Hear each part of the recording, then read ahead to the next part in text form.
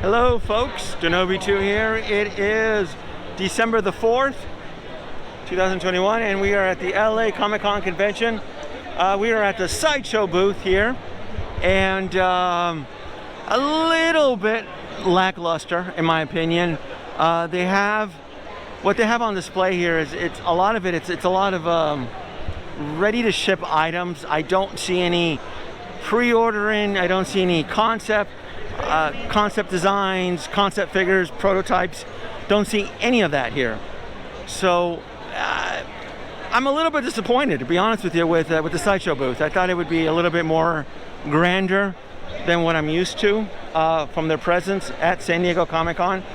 So it kind of looks more like a quick setup, more of a satellite setup to kind of showcase what they have ready to ship from their store just in time for their holiday season. So yeah, expect a little bit more. I don't see any hot toy representatives or anything, so it's a little bit disappointing. It really is.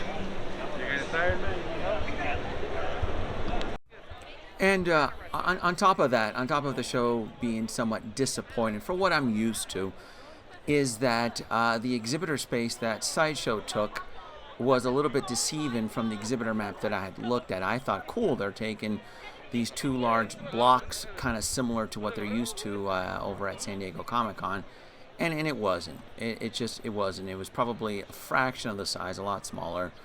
And like I had mentioned, it was just a lot of ready-to-ship items. If anything, it felt like they made an effort to attend this show just to hit their goals for the holiday season, pretty much showcasing everything that, hey, look, everything you're looking at here, it's ready to ship. I've mentioned this before in several streams. They will hit. They're doing whatever it takes to get their numbers for 2021. I'm giving them a few points for an effort for at least attending a public venue, even though I honestly feel they missed the most two important venues, which is the New York Comic-Con and the San Diego Comic-Con, which is where they reign. That's where they rule. So I did take my time in the Sideshow booth. I pretty much, essentially, how I accepted this tour was pretty much shopping. Is there anything here that I missed? Is there anything here that I want? I'm visually looking at it, and there's just nothing here for me to pull the trigger as a quick buy. Essentially, they had the QR codes below in their back where you can do these instant purchases, and yeah, I just didn't see anything here that if there's anything here that I wanted, I would have pretty much gotten it already from Sideshow Collectibles. It's just plain and simple.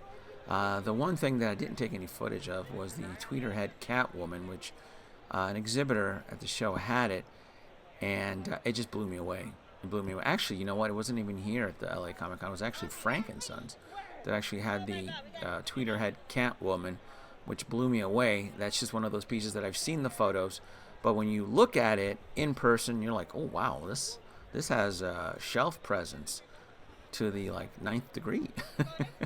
So that I did enjoy. I definitely did enjoy picking that, which I did when I got home. I did end up buying it. So we have some Transformers. Essentially, like I said, it's just showing you what they got. So the Blitzway figures were kind of nice to see those in person, but I feel like I've seen those already either at New York or even San Diego. Statue piece. That Joker from Iron Studios is really nice.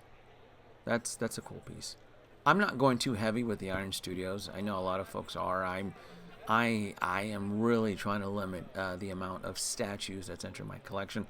That Poison Ivy there didn't dawn on me is actually the tweeter head Poison Ivy. I wish I would have spent a little bit more time. I thought this was all Iron Studios, and I think they're okay. They're no Prime 1 Studios, but they're okay. And then the Hot Toys section here, a couple displays here. Pretty much like I said, I mean, you can look at this display. It's essentially everything that they got. I did like the Mark 50 Neon Tech in person. That is a beautiful suit. I don't have that one yet. I haven't ruled it out yet. I'm waiting for the bargain. I'm waiting for the deal, the coupon. I am essentially hunting the best bargains right now with Hot Toys. It is definitely worth the wait on a lot of this stuff. You folks are aware that a lot of this stuff is already discounted on Hong Kong retailers through certain sites, and I suspect that eventually that Neon Tech 50 is going to definitely hit the bargain bin. Beautiful iron suits. I don't have that one there, the one with the Iron Spider armor. I did have it, and I ended up canceling it. Something about it just didn't click with me. Yeah, I ended up I think it was through Alter Ego, so I don't think I got hit on a non-refundable deposit. I just didn't care for it. Oh, it was when I was started to throttle the Spider-Man. There's way too many Spider-Man Hot Toys coming out, so I had to throttle on the iron because my multiverse display is it's getting a little bit crowded. That's why. So especially too with the Spider-Man No Way Home, and then with Hot Toys teasing something on social media that they're thinking about doing the villains, which I'm excited for. This is the Mandalorian quarter scale statue from Sideshow. It's nice for this, but for this type of price, what they're asking for, I probably would get the Hot Toys quarter scale if you were going to get that size. And this is the 1/12 scale Rancor. As of the time of this video, the HasLab Rancor did not reach its goal, so if you want a similar Rancor in size, this is going to be your only option. And this bad boy is not cheap. I want to say it's $600. So yeah, technically you can use this Rancor with your Black Series 6-inch. It should be in scale somewhat, maybe a little bit smaller. I want to say the HasLab Rancor was a tad bigger, but that could probably work as a substitute now since we're not getting that. And that is a Shore Trooper. That is the regular Mandalorian. I mean the armor, the speeder bike. I wasn't kidding. Everything at Sideshow is ready to ship. It was essentially, look, let's put this satellite booth up for Sideshow, and just let the folks know, hey, if you're looking for that Christmas idea, this is it. Or if you're looking for suggestions, this is it. The show was okay. This is the third trade Comic-Con show that I've attended this year. I went to New York, went to San Diego, and they've all been half-assed. They're all missing components. Now, I did like this exhibitor here, Rubber Larry. I thought these silicone realistic actor masks were just on spot. These masks, I guess, are custom, one of a kind, and they're not for sale. I think the only thing they had for sale was a Nicolas Cage mask, which was going for $2K. That Shatner one was really, really cool, and the Tiger King was really nice. So I did gravitate toward booths like this that did pique my interest. That Shatner is just friggin' spot on. Look at that. Wow. Yeah, $2,000 for this, folks. $2,000.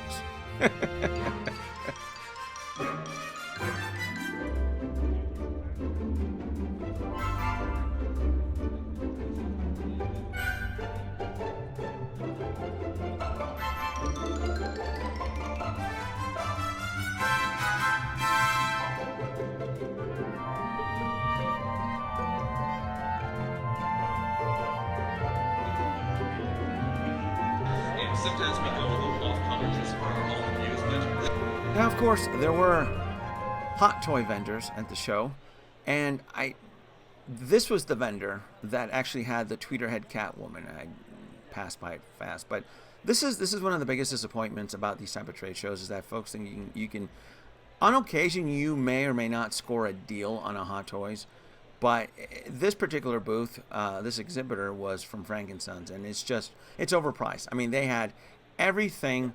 They had a lot of figures here that I wanted, and it's just marked up twice fold, and they even added padding for haggling and negotiations. So if anything, it was just more of an archive or reminder, like, what have I missed? And yeah, like that Krennic, I think what they were asking for $600. It's just that Luke was $7. It was just, it's just a reminder to Hot Toy collectors that if you didn't get it on the first run, suffer the wrath of the secondary market. It's no joke. And I do have regrets. I mean, there's a few figures here as I was walking through that I do have some regrets that have just blown up to the point that I'm not looking back. I don't look back on some of this stuff. It was that Terminator Genesis, the endoskeleton. That was one of my... I've always intended to go back for that endoskeleton, and I just never got around to it, and it blew up. It blew up fast. Insane.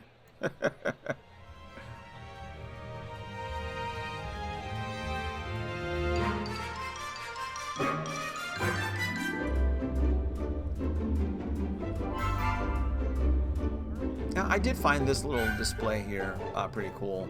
Hollywood cars. Just to have Kit from Knight Rider there, what goes through my head is like, ooh, why don't they make this in 1/6 scale? Wouldn't that be awesome? Wouldn't that be cool to have the Knight Rider vehicle in 1/6 scale with the actor? Hello, Michael. That'd be awesome. That would that'd be just cool. And even Herbie. I would honestly go for a 1/6 scale Herbie. I think that'd be awesome. Yeah, Hollywood cars, things like this in 1/6 scale is something that Hot Toys should tackle. Except this nightmare. I don't know what this thing is here. Yeah, not this.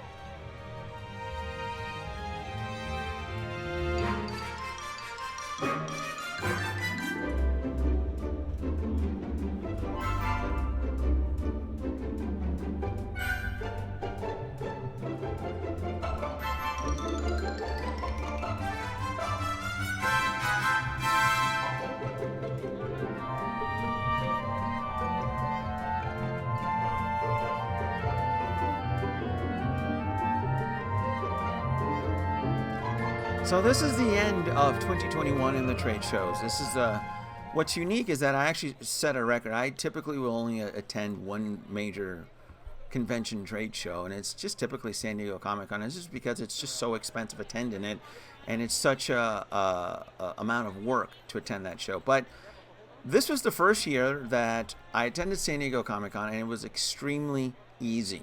It was very painless. It was in and out. Wasn't crowded. All these shows have been fun. New York was fun. San Diego was fun. And this was fun. I got to hang out with my kid. I got to hang out with my buddy Sean. So we made the best of it. We really did. We ended up going to Frank & Sons, and we ended up making a detour stop to downtown Disney. And I ended up picking up a re-armored Boba Fett helmet and some other tchotchke little things. But it wasn't so much of a bust for LA. But if anything, I did get ideas and influence, and I guess the biggest thing that I look forward to is the Tweeterhead Catwoman. So this is it, folks.